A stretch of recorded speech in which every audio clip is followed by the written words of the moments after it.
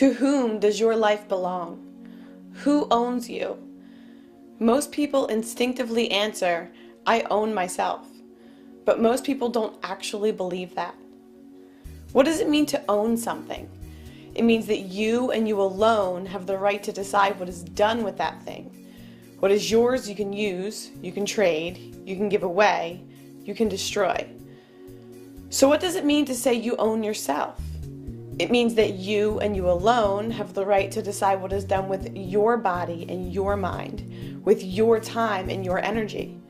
If someone else had the right to decide what is done with your body and your mind, your time and your energy, then he would be your owner and you would be his slave. So, are you anyone's slave? Do you pay taxes? Do you feel obligated to obey whatever the politicians decide to call law? Do you imagine that someone else has the right to control you, to rule you? Do you vote? In every political election, you are asked to decide who you want owning you, but owning yourself is never one of the options offered.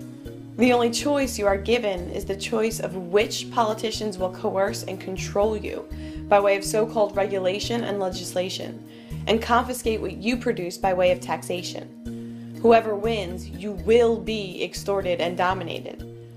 When you vote, whether you win or not, you are accepting that someone else has the right to rule you. You are conceding the state's authority over you. You are agreeing that you are going to be someone's slave, with the only question being which political master will own you. If you believe that you have an obligation to pay taxes, if you concede that it is up to someone else to decide how much of your earnings they will let you keep, then you are their slave.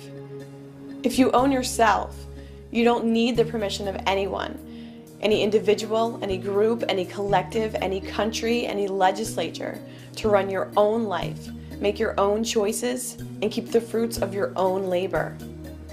As long as the politicians see you voting, petitioning, protesting, and campaigning, begging for tax cuts, whining for different legislation, as long as they see you timidly obeying whatever commands they issue while begging them to change their so-called laws, then they know that they own you in mind and body.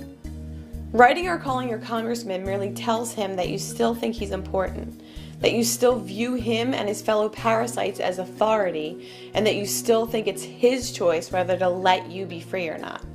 As long as you play their games and legitimize their system, obeying their so-called laws and paying their so-called taxes, acting as if they are your rightful lords and masters, the tyrants know they have nothing to fear. The slave master doesn't mind his slaves pitifully begging for mercy, as long as they keep obeying and keep producing wealth for the master to steal. Those in power aren't worried about elections or petitions. What they do fear is that one day their victims will realize the truth, will stop believing in the divine right of politicians, will stop calling liars and crooks lawmakers, will stop calling the tyrants, mercenaries, law enforcers, will stop believing that anyone has the right to rule them, will stop imagining authority where there is none, will realize that they own themselves, and will stop bowing to the parasitical, anti-human beast called government. If you own your time and effort and the fruits of your labor, then stop asking nicely to be allowed to keep it. If you own yourself, then stop asking nicely for legislative permission to run your own life. If you actually believe in unalienable rights, in individual liberty, in freedom, then stop asking nicely for the sociopathic parasites to let you be free. For humanity to be free, people need to stop thinking, talking, and acting like slaves. Stop bowing to megalomaniacs. Stop paying tribute to sociopaths. Stop obeying political parasites.